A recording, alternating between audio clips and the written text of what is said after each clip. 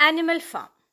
ഈ ഒരു title suggest ചെയ്യുന്ന പോലെ തന്നെ ഒരു ഫാം ഹൗസ്, അതിൽ കുറേ ആനിമൽസ്, അവരുടെ ലൈഫ്, അവരുടെ എക്സ്പെക്റ്റേഷൻസ്, അവർക്ക് എന്ത് സംഭവിക്കുന്നു, അങ്ങനെ കുറേ കാര്യങ്ങളാണ് ആനിമൽ ഫാം എന്നുള്ള ഈ ഒരു നോവലയിൽ നമ്മുടെ റൈറ്റർ ജോർജ് ഓർവെൽ ഉൾപ്പെടുത്തിയിരിക്കുന്നത്.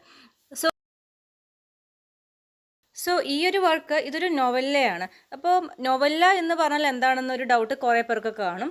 അപ്പോൾ നോവല്ല എന്ന് പറഞ്ഞാൽ ഒരു ഷോർട്ട് സ്റ്റോറിയെക്കാട്ടിലും ലെങ്ത് ഉള്ളതും പക്ഷേ ഒരു നോവലിൻ്റെ അത്ര ലെങ്ത് ഇല്ലാത്തതുമായിട്ടുള്ള വർക്ക്സിനെയാണ് നമ്മൾ സാധാരണ നോവല്ല എന്ന് പറയുന്നത്. വളരെ ഡീറ്റെയിൽഡ് ആയിട്ട് ഈ ഒരു സ്റ്റോറിയിലേക്ക് പോകുന്നതിന് മുമ്പ് ഇതിൻ്റെ റൈറ്റർ, അതായത് ജോർജ് ഓർവെലിനെ പറ്റി ചെറുതായിട്ടുള്ള ഒരു ടൈനി ഒരു ഡിസ്കഷൻ നമുക്ക് ആവശ്യമാണ്. കാരണം കോമ്പറ്റേറ്റീവ് എക്സാംസിനൊക്കെ അത് എപ്പോഴും ചോദിക്കുന്ന ചോദ്യങ്ങൾ തന്നെയാണ്. ജോർജ് ഓർവെൽ നമ്മൾ ഇംഗ്ലീഷ് ലിറ്ററേച്ചറുകാർക്ക് വളരെ ഫെമിലിയർ ആയിട്ടുള്ള ഒരു പേഴ്സണാണ്. അതിനുള്ളൊരു റീസൺ എന്താണെന്ന് പറഞ്ഞു കഴിഞ്ഞാൽ അദ്ദേഹം ജനിച്ചത് ഇന്ത്യയിലാണ് എന്നുള്ള കാര്യമാണ്. സോ നമുക്കറിയാം അദ്ദേഹം ജനിച്ചത് ബ്രിട്ടീഷ് ഇന്ത്യയിലെ മോത്തിഹാരി, അതായത് ബീഹാറിലുള്ള ഒരു സ്ഥലമാണ് മോത്തിഹാരി. അവിടെയാണ് അദ്ദേഹം ജനിച്ചത്. ഈ ഒരു സ്ഥലം, അതായത് മോത്തിഹാരിയുടെ മറ്റൊരു പ്രത്യേകത എന്ന് പറഞ്ഞു കഴിഞ്ഞാൽ ഗാന്ധിജിയുടെ ചമ്പാരൻ മൂവ്മെൻറ്റ്, ചമ്പാരൻ സത്യാഗ്രഹം എല്ലാം സ്റ്റാർട്ട് ചെയ്ത സ്ഥലവും മോത്തിഹാരി തന്നെയാണ്. പിന്നെ ഇവിടെ എഴുതിയിരിക്കുന്ന പോലെ 1903 1903 ജോർജ് ഓർവെൽ മോത്തിഹാരിയിൽ ജനിച്ചത്. പിന്നെ ഏറ്റവും ഇമ്പോർട്ടൻ്റ് ആയിട്ടുള്ള കാര്യമെന്ന് പറയുന്നത് ഇദ്ദേഹത്തിൻ്റെ നെയിമാണ്. ഈ ഒരു ജോർജ് ഓർവെൽ എന്നുള്ള നെയിം അത് ആക്ച്വലി ഇദ്ദേഹത്തിൻ്റെ പെൻ നെയിമാണ്. സോ ഇദ്ദേഹത്തിൻ്റെ യഥാർത്ഥത്തിലുള്ള നെയിം അല്ലെങ്കിൽ റിയൽ നെയിം എന്താണ്? That is Eric Arthur Blair. So എന്തുകൊണ്ടാണ് ഇങ്ങനെ ഡിഫറെൻ്റ് ആയിട്ടുള്ള ഓർവെൽ എന്നുള്ള ഒരു നെയിം ഇദ്ദേഹം ആക്സെപ്റ്റ് ചെയ്തത്? What was the inspiration behind that? അത് ആക്ച്വലി ആ ഇൻസ്പിറേഷൻ എന്ന് പറയുന്നത് ഒരു റിവറാണ്. അതായത് ഇംഗ്ലണ്ടിലെ സഫ്ലോക്ക് എന്ന കൺട്രിയിലുള്ള ഒരു റിവറാണ് റിവർ ഓർവെൽ. സോ ഈ ഒരു റിവർ ഓർവെലാണ് ഈ ഒരു നെയിമിൻ്റെ പുറകിലുള്ള ഇൻസ്പിറേഷൻ. ജോർജ് ഓർവെൽ 1941 BBC-യുടെ ഈസ്റ്റേൺ സർവീസിൽ ജോയിൻ ചെയ്തു. സോ ഈ ഒരു സമയത്ത് അദ്ദേഹം ചെയ്തിരുന്ന ഒരു ലിറ്റററി പ്രോഗ്രാം ആയിരുന്നു വോയിസ് എന്ന് പറയുന്നത്. അപ്പോൾ ഇത് മെയിനായിട്ടും ഇന്ത്യൻ ബ്രോഡ്കാസ്റ്റിന് വേണ്ടിയിട്ടാണ് ഈ ഒരു പ്രോഗ്രാം അദ്ദേഹം ചെയ്തിരുന്നത്. So what ever it is 1943 തന്നെ അദ്ദേഹം ആ ഒരു ജോബ് റിസൈൻ ചെയ്യുകയാണ് ഉണ്ടായത്. ബട്ട് ആ വർഷം തന്നെ, that is 1943 itself, he became the literary editor of Tribune. ട്രൈബൂണിൽ അദ്ദേഹം റെഗുലറായി ചെയ്തിരുന്ന പേഴ്സണൽ കോളമാണ് ആസ് ഐ പ്ലീസ് എന്നുള്ളത്. പിന്നെ നമുക്ക് ഓൾറെഡി നമ്മൾ ഡിസ്കസ് ചെയ്ത പോലെ January 21, 1950 actually he passed away. And ഇദ്ദേഹത്തിൻ്റെ ഗ്രേവ് എന്ന് പറയുന്നത് ഓക്സ്ഫോർഡ് ഷെയറിലുള്ള ഓൾ സെയിൻസ് പാരിഷ് ചർച്ച് യാർഡാണ്. ഇദ്ദേഹത്തിൻ്റെ എപ്പിറ്റാഫാണ് here lies Eric Arthur Blair, born June 25, 1903, died January 21, 1950 എന്നുള്ളത്. ആൻഡ് എപ്പിറ്റാഫ് നമുക്കറിയാവുന്ന പോലെ തന്നെ അദ്ദേഹത്തിൻ്റെ ടൂമിൽ എഴുതി വെച്ചിരിക്കുന്ന അദ്ദേഹത്തെക്കുറിച്ചുള്ള അവസാന വാക്കുകളാണ് ഈ ഒരു എപ്പിറ്റാഫ് എന്ന് പറയുന്നത്. നെക്സ്റ്റ് നമുക്ക് ഈ ഒരു അനിമൽ ഫാം എന്നുള്ള നോവലിലേക്ക് കിടക്കാം. സോ നോവല എന്നാൽ എന്താണ്, ആ ഒരു വേർഡിൻ്റെ മീനിങ് ഒക്കെ നമ്മൾ ഓൾറെഡി ഞാൻ പറഞ്ഞു കഴിഞ്ഞതാണ്. ഇനി അനിമൽ ഫാം എന്ന് പറയുന്നത് ഒരു അലിഗോറിക്കൽ നോവലയാണ്. സോ അലിഗോറിക്കൽ നോവല എന്ന് പറഞ്ഞു കഴിഞ്ഞാൽ, അല്ലെങ്കിൽ അലിഗറി എന്ന് പറഞ്ഞാൽ എന്താണ്? അലിഗറി എന്ന് പറഞ്ഞാൽ അതൊരു സ്റ്റോറി ആയിരിക്കാം, അല്ലെങ്കിൽ ഒരു പോയം ആയിരിക്കാം. അതിലെ എല്ലാ ക്യാരക്ടേഴ്സും എല്ലാ സംഭവങ്ങളും, all the characters and all events stands for something else. അതാണ് ആക്ച്വലി അലിഗറി എന്നതുകൊണ്ട് നമ്മൾ ഉദ്ദേശിക്കുന്നത്. പിന്നെ ഈ അലിഗോറിക്കൽ നോവലിൻ്റെ അല്ലെങ്കിൽ അലിഗോറിക്കൽ വർക്ക്സിൻ്റെ മറ്റൊരു പ്രത്യേകത എന്ന് പറഞ്ഞു കഴിഞ്ഞാൽ it gives us some moral. ചില മോറൽ നമുക്കിതിൽ നിന്നും കിട്ടും. അതാണ് ഇതിൻ്റെ മറ്റൊരു പ്രത്യേകത എന്ന് പറയുന്നത്. ഈ ഒരു അലിഗോറിക്കൽ വർക്ക്സിന് വേറെ എക്സാമ്പിൾസ് ഒരുപാടുണ്ട്. ഫെയറിക്യൂൻ ഒരു എക്സാമ്പിളാണ്, പിൽഗ്രിംസ് പ്രോഗ്രസ് ഒരു എക്സാമ്പിളാണ്. പക്ഷേ എപ്പോഴും ഏറ്റവും ആദ്യം ഒരു അലിഗോറിക്കൽ വർക്കിന് നമ്മൾ എക്സാമ്പിളായി പറയുന്നത് ആനിമൽ ഫാമാണ്. ജോർജ് ഓർവെൽ എന്നുള്ള ഒരു റൈറ്ററെ ഫേമസ് ആക്കിയത് അദ്ദേഹത്തിൻ്റെ 2 വർക്കുകളാണ്. അതിലൊന്നാണ് ഇപ്പോൾ നമ്മൾ ഡിസ്കസ് ചെയ്യാൻ പോകുന്ന ആനിമൽ ഫാം എന്ന അലിഗോറിക്കൽ നോവൽ. മറ്റൊന്നാണ് ഇദ്ദേഹത്തിൻ്റെ ഡിസ്റ്റോപ്പിയൻ വർക്കായിട്ടുള്ള 1984. ഡിസ്റ്റോപ്പിയൻ നോവലാണ് 1984. ഒരു എക്സാം ഓറിയൻറ്റഡ് ആയതുകൊണ്ടാണ് ഈ പോയിന്റ്സ് ഒക്കെ ഞാൻ ഇൻക്ലൂഡ് ചെയ്യുന്നത്. അപ്പം ഡിസ്റ്റോപ്പിയ അല്ലെങ്കിൽ ഡിസ്റ്റോപ്പിയൻ എന്നൊക്കെ പറയുമ്പം നമ്മൾ അതിൻ്റെ മീനിങ് എന്ന് പറയുന്നത് ഒരു ഇമാജിനറി പ്ലേസ് ആയിരിക്കാം, അല്ലെങ്കിൽ ഒരു കണ്ടീഷൻ ആയിരിക്കാം, ലൈക്ക് ആളുകളുടെ ലിവിങ് കണ്ടീഷൻ ആയിരിക്കാം, in which everything is as bad as possible. അത്രയും വേസ്റ്റ് ആയിട്ടുള്ള ഒരു കണ്ടീഷൻ ആയിരിക്കും അവിടെ ആളുകൾ ജീവിക്കുന്നത്, അല്ലെങ്കിൽ അവർ സഫർ ചെയ്യുന്നത്, അല്ലെങ്കിൽ അവർ ഫേസ് ചെയ്യുന്നത്.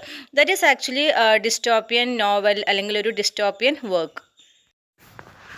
ആനിമൽ ഫാം എന്നുള്ള ടൈറ്റിൽ നമുക്ക് വളരെ ഫെമിലിയർ ആണ്. But what about animal farm A fairy story? Yes, animal farm A fairy story എന്നുള്ളതാണ് ഈ ഒരു നോവലിയുടെ ഫുൾ നെയിം എന്ന് പറയുന്നത്.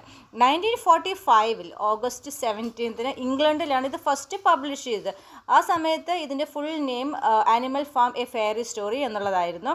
അതിനുശേഷം 1946 അമേരിക്കയിൽ US അത് പബ്ലിഷ് ചെയ്തപ്പോൾ അവർ ഇതിൻ്റെ സബ് ടൈറ്റിൽ ഡ്രോപ്പ് ചെയ്യാണ് ചെയ്തത്.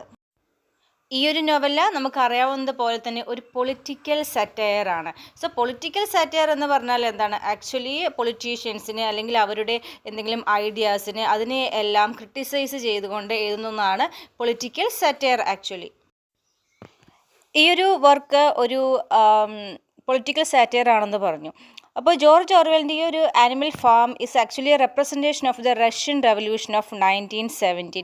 ഈ ഒരു നോവലിലെ ക്യാരക്ടേഴ്സ് അല്ലെങ്കിൽ ഈവൻസ് അതെല്ലാം സിംബലൈസ് ചെയ്യണത് നമ്മുടെ ഈ റഷ്യൻ റവല്യൂഷനുമായി ബന്ധപ്പെട്ട ആളുകൾ അല്ലെങ്കിൽ സംഭവങ്ങളെയാണ്. സോ റഷ്യൻ റവല്യൂഷൻ, അതിലേക്ക് ആളുകളെ നയിച്ച ഈവൻസ്, അങ്ങനെ എല്ലാ കാര്യങ്ങളും തന്നെ നമ്മുടെ ആനിമൽ ഫാമിൽ ഇൻക്ലൂഡ് ചെയ്തിട്ടുണ്ട്. ജോർജ് ഓർവെൽ ഒരു ഡെമോക്രാറ്റിക് സോഷ്യലിസ്റ്റ് ആയതുകൊണ്ട് തന്നെ സ്റ്റാലിനിസ്റ്റിക് എറ, സോവിയറ്റ് യൂണിയനിൽ ആ ഒരു കാലഘട്ടത്തെ അദ്ദേഹം വളരെയധികം ക്രിട്ടിസൈസ് ചെയ്യുകയും എതിർക്കുകയും ചെയ്തിരുന്നു.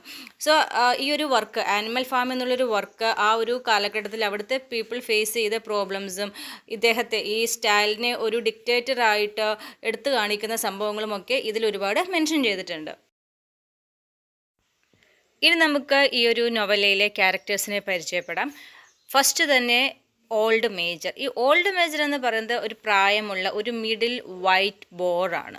സോ ഈ ഒരു വൈറ്റ് ബോറിൻ്റെ പ്രത്യേകത എന്ന് പറഞ്ഞാൽ ഈ ഒരു എൻറ്റയർ നോവലിൽ തന്നെ ആക്ച്വലി ഇദ്ദേഹത്തിൻ്റെ ഒരു ഡ്രീമിനെ ബേസ് ചെയ്തിട്ടാണെന്ന് വേണമെങ്കിൽ നമുക്ക് പറയാം. And he gives inspiration to all animals in the farm. അതുപോലെ തന്നെ ഷോയിങ്ങിൻ്റെ ടൈമിൽ വിൽമിങ്ടൺ ബ്യൂട്ടി എന്നറിയപ്പെടുന്ന ഒരു ആനിമൽ കൂടിയാണ് നമ്മുടെ ഓൾഡ് മേജർ. പിന്നെ നമ്മൾ ഓൾറെഡി പറഞ്ഞല്ലോ ഇതൊരു അൽഗോറിക്കൽ നോവലാണെന്ന്. സോ ഈ ഒരു ക്യാരക്ടർ ഓൾഡ് മേജർ എന്ന ഒരു ക്യാരക്ടർ ആക്ച്വലി സ്റ്റാൻഡ്സ് ഫോർ, അല്ലെങ്കിൽ ആരുടെ അലിഗറി ആണെന്ന് ചോദിച്ചു കഴിഞ്ഞാൽ കാൾ മാർക്സിൻ്റെ, അതുപോലെ തന്നെ വ്ളാഡിമിർ ലെനിൻ്റെയും ഒരു അലിഗറിയാണ്. നെക്സ്റ്റ് ആണ് Napoleon. Napoleon he stands for actually Joseph Stalin. Joseph സ്റ്റാലിൻ്റെ അലിഗറിയാണ് നെപ്പോളിയൻ എന്ന് പറയുന്ന ഒരു ഫിയേഴ്സ് ലുക്കിംഗ് ആയിട്ടുള്ള ബാക്ഷ്യ. അപ്പോൾ ഇവിടെ പിഗിൻ്റെ തന്നെ പല വെറൈറ്റികളാണ് ഈ ബോറ്, ബാക്ഷ്യർ എന്നൊക്കെ പറയുന്നത്. അപ്പോൾ ഇതിൻ്റെ ഒരു പ്രത്യേകത, നെപ്പോളിയൻ്റെ ഒരു പ്രത്യേകത എന്ന് പറഞ്ഞാൽ ആ ഫാമിലുള്ള ഒരേ ഒരു ബാക്ഷ്യറാണ് നെപ്പോളിയൻ. സോ ഈ ഒരു ഫാമിലുള്ള എല്ലാ ആനിമൽസിലെയും തൻ്റെ കൺട്രോളിൽ നിർത്തുന്ന ഒരു ഡിക്റ്റേറ്റർ ആയാണ് ത്രൂ ഔട്ട് നെപ്പോളിയൻ നമ്മുടെ മുമ്പിൽ അപ്പിയർ ചെയ്യുന്നത്. സ്നോബോൾ. സ്നോബോൾ ഒരു വൈറ്റ് പിഗാണ്. സ്നോബോളിൻ്റെ പ്രത്യേകത എന്താണെന്ന് വെച്ചാൽ നെപ്പോളിയൻ്റെ എനിമിയാണ് സ്നോബോൾ. പക്ഷെ വളരെ ബ്രേവായിട്ടുള്ള ഒരു ഇലോക്കൻ സ്പീക്കർ കൂടിയാണ് സ്നോബോൾ. സോ ഈ ഒരു നോവലയുടെ തുടക്കത്തിൽ മിസ്റ്റർ ജോൺസ്, അയാൾക്ക് എതിരായി എല്ലാ ആനിമൽസിനെയും ഈ ഒരു റിബല്യണിൽ നയിക്കുകയൊക്കെ ചെയ്യുന്നത് സ്നോബോളാണ്. So actually Snowball wishes equality and freedom to all the animals. And here Snowball is an allegory of Leon Trotsky. നമ്മുടെ ഈ നോവലിലെ നെക്സ്റ്റ് ഇമ്പോർട്ടൻറ്റ് ക്യാരക്ടറാണ് സ്ക്വീലർ. സ്ക്വീലർ നെപ്പോളിയൻ്റെ അസിസ്റ്റൻ്റ് ആണെന്ന് വേണമെങ്കിൽ നമുക്ക് പറയാം. And he represent the propaganda and the Soviet press. അതായത് നെപ്പോളിയൻ ചെയ്യുന്ന കാര്യങ്ങൾ ഒരു ഡിക്റ്റേറ്റർ ചെയ്യുന്ന കാര്യങ്ങളാണെങ്കിൽ പോലും തൻ്റെ ആ ഒരു സ്പീക്കിങ്ങിൻ്റെ ആ സ്കില്ല്, അല്ലെങ്കിൽ ആ മറ്റൊരു പെർസ്വേസീവ് സ്കില്ല് ഉപയോഗിച്ചിട്ട് മറ്റുള്ളവരെ കാര്യങ്ങൾ പറഞ്ഞ് കൺവിൻസ് ചെയ്ത് നെപ്പോളിയൻ അവരെ, അതായത് മറ്റ് ആനിമൽസിനെയൊക്കെ സെർവ് ചെയ്യാണ് എന്ന തരത്തിൽ കാര്യങ്ങളെല്ലാം വളരെ നന്നായി ജസ്റ്റിഫൈ ചെയ്യുന്ന ഒരു ആനിമലാണ് സ്ക്വീലർ. സോ നമുക്ക് പറയാൻ പറ്റും സ്ക്വീലർ വളരെ മാനിപ്പുലേറ്റീവ് ആയിട്ടുള്ള അല്ലെങ്കിൽ സ്കീമിംഗ് ആയിട്ടുള്ള ഒരു ക്യാരക്ടറാണ് ഇതിൽ പ്രസൻറ്റ് ചെയ്തിട്ടുള്ളത്. ഈ ഒരു നോവലയിലെ നെക്സ്റ്റ് ക്യാരക്ടറാണ് മിനിമസ്. മിനിമസ് എന്ന് പറയുന്നത് ഒരു പിഗാണ്.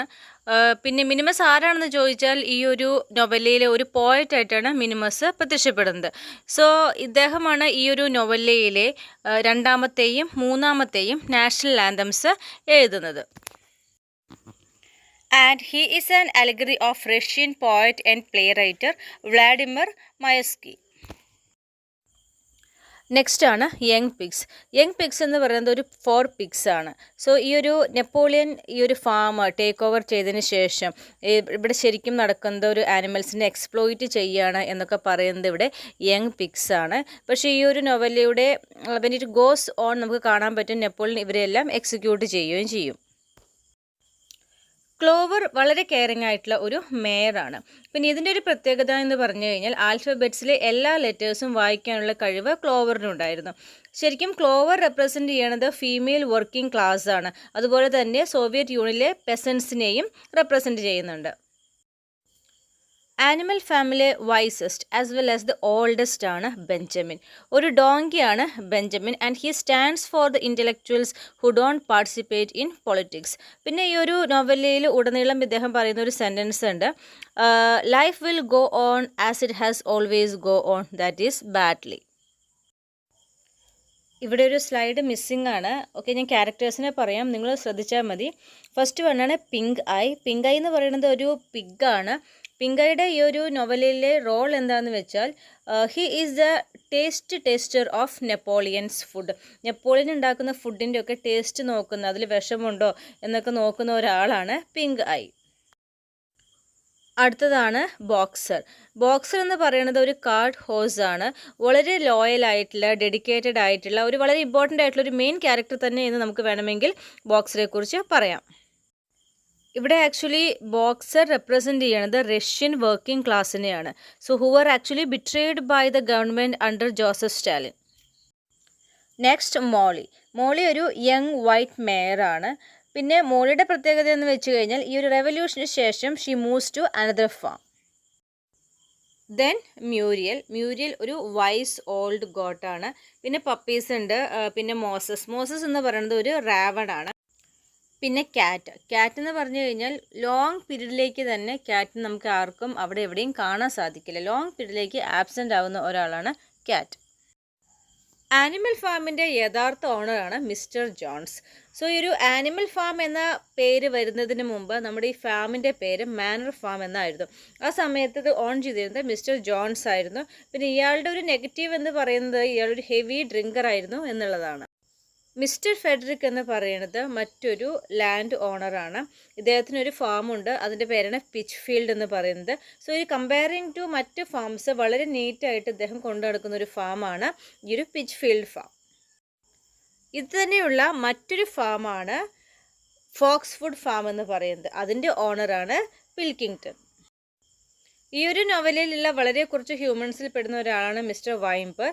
നമ്മുടെ ഫെഡറിക്കിനെ പോലെയും മിസ്റ്റർ ജോൺസിനെയൊക്കെ പോലെ. മിസ്റ്റർ വൈംബർ ഒരു ലോയറാണ്. സോ ഈ ഒരു ആനിമൽ ഫാമിൽ നെപ്പോളിയൻ ഹയർ ചെയ്യുന്ന ഒരു ഹ്യൂമൻ ലോയറാണ് മിസ്റ്റർ വൈംബർ എന്ന് പറയുന്നത്. ആനിമൽ ഫാമും ഹ്യൂമൻ സൊസൈറ്റിയും തമ്മിലുള്ള ഒരു കമ്മ്യൂണിക്കേഷൻ്റെ ഒരു മീഡിയേറ്റർ ആയിട്ടാണ് മിസ്റ്റർ വൈംബർ ഇവിടെ ഉള്ളത്.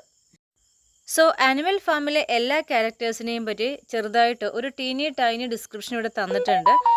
അപ്പോൾ ഇനി കൂടുതൽ ഡീറ്റെയിൽഡ് ആയിട്ട് ഒരു ഡീപ്പായിട്ട് അവരെ പറ്റിയുള്ള ഒരു അവയർനെസ് ക്ലാസ് സ്റ്റാർട്ട് ചെയ്യുമ്പോൾ നമുക്ക് കിട്ടും. അപ്പം ക്ലാസ് ഇഷ്ടമായെങ്കിൽ എല്ലാവരും ഷെയർ ചെയ്യുക, സബ്സ്ക്രൈബ് ചെയ്യുക. താങ്ക്